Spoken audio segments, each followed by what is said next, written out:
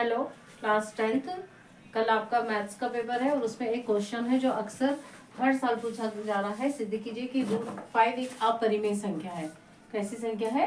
√5 एक अपरिमेय संख्या है। ये हमको क्या करना है? बताना है। तो इसके लिए हम क्या करते हैं, माना कि √5 एक परिमेय संख्या है। क्या है? परिमेय संख्या है। तो परिमेय संख्या कैसी होती है? यदि हम किसी भी परिमेय संख्या की बात करें तो ये होती P/Q के फॉर्म में होती है, ठीक। और इसका कोई भी कॉमन फैक्टर नहीं होता। मतलब यदि कोई संख्या, जैसे हमने यदि लिखा 2/3 लिखा, कितना लिखा? 2/3। तो इसका यदि कॉमन फैक्टर ओनली क्या हो गया? 1 हो गया। मतलब कोई भी को प्राइम नंबर इसके नहीं होते, ठीक। तो P/Q यदि परिमेय संख्या है तो इसका कोई भी एक के अलावा, किसके अलावा? एक के अलावा कोई भी कॉमन फैक्टर नहीं होता। ओके, तो यहाँ पे हमने क्या माना कि √5 एक क्या है? एक परिमेय संख्या है। तो √5 बराबर हमने लिख लिया A/B, where is V is not equal to 0। V का मान किसके बराबर नहीं होता? 0 के बराबर नहीं होना चाहिए। अब हमने क्या किया, दोनों और इसको स्क्वायर लिया, यहाँ पे लिखने दोनों और वर्क करने पर, तो taking the both side square, तो ये स्क्वायर हो गया A² + B², ठीक। ये स्क्वायर से ये रूट आपका क्या हो गया? खत्म हो गया। अब हमारे पास क्या आया? 5 × B² बराबर A²। 5 × B² बराबर A²। इस लाइन को बहुत ध्यान से समझिए। इससे क्या हुआ कि ये जो 5 है, ठीक है, 5 × B² बराबर A, मतलब 5A का एक क्या है? फैक्टर है, गुणनखंड है, ठीक। मतलब अर्थात A का 5A क्या है? गुणनखंड है, फैक्टर है, ठीक। मतलब फैक्टर है, यानी ये संख्या, ये जो हमने परिमेय संख्या जो माना था वो कैसा हो गया? गलत हो गया, ठीक है। परिमेय संख्या कैसी हुई? गलत हो गई। फिर हमने क्या किया, सेकंड कंडीशन में हमने A = 5C रखा। A = क्या रखा? 5C रखा। 5C रखने पे ये आया आपके पास A5B² = 5C², ठीक है। तो यहाँ से आया 5 का स्क्वायर आया 25/5 × C²। ये 5 कहाँ आ गया? इसके नीचे। तो B² = कितना आ गया आपके पास? 5C² आया, ठीक है। ये आया आपके पास कितना? B² = 5C²। इसका भी क्या मतलब हुआ कि ये जो 5 है B का भी एक गुणनखंड हो गया। 5 क्या हो गया? B का भी एक गुणनखंड हो गया। और जबकि हमने तो माना है कि ये जो A और B है वो कैसे है?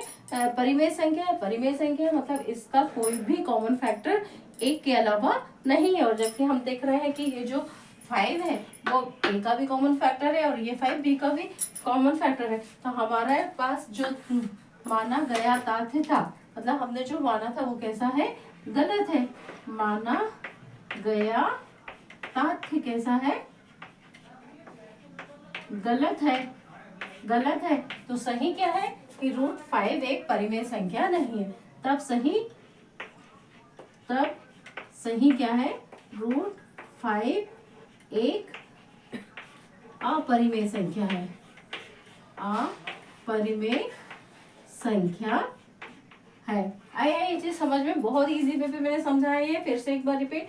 √5 एक परिमेय संख्या माना जब √5 = A/B, जहाँ B is not equal to 0। यदि यह परिमेय संख्या है तो इसके कोई भी एक के अलावा कोई दूसरा कॉमन फैक्टर नहीं होगा। तब हमने यहाँ पे दोनों और स्क्वायर लिया। ये 5A का भी कॉमन फैक्टर है।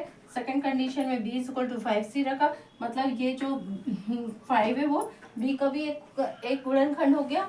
गुणनखंड होने पे माना गया तथ्य कैसा? गलत है। तब सही क्या है? √5 एक परिमेय संख्या, √5 एक अपरिमेय संख्या है। उम्मीद है आपको समझ में आ गया होगा। यदि समझ में आ गया है तो प्लीज मेरे चैनल को सब्सक्राइब जरूर करिए। और एक क्वेश्चन आपके क्वेश्चन कल के पेपर में श्योर होगा।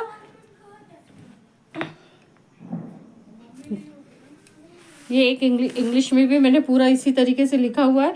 Prove that √5 is a irrational number. Let √5 is a rational number. तब √5 = A/B, taking the both side square. Same यही चीज़ें। फिर then the A² divided by 5, मतलब A जो है वो 5 से डिवाइड हो सकता है। तो we can take A = 5C लिया, मतलब B भी जो है वो 5 से डिवाइड हो सकता है। Then A and B both are integers, पूर्णांक संख्या है। और हमने क्या माना है यहाँ पे? इसको √5 इज ए इरेशनल नंबर माना है। रेशनल नंबर माना, जो कि कॉन्ट्रडिक्शन अजम्पशन हो गया। सो √5 is a irrational number. Okay, तो ये वाला ये क्वेश्चन इंग्लिश में था और वो मैंने हिंदी में समझाया। जस्ट इसी तरीके से ये क्वेश्चन भी आपको रिपीट कर सकता है। सिद्ध कीजिए कि √3 + √5 एक अपरिमेय संख्या है। तो सेम वही चीज़ हमने मान लिया कि √3 + √5 एक कैसी संख्या है, परिमेय संख्या है। √5 को हमने ए और बी के पास लेके गया, फिर हमने लेके गए, फिर √3 का होल स्क्वायर किया, यहाँ से p और √5 का होल स्क्वायर, ये पूरा खुला। तो ये जो संख्या है, मतलब ये √5 कैसी संख्या है, अपरिमेय संख्या, और ये कैसी हो गई, परिमेय संख्या। फिर से विरोधाभास हुआ, तो हम बोल सकते हैं कि √3 + √5 एक कैसी संख्या है, अपरिमेय संख्या। तो इस तरीके से ये आपको ये क्वेश्चंस पूछ सकते हैं। It's a very important question है, तो इसको आप ज़रूर एक बार ज़रूर कर लीजिए। Okay, best of luck.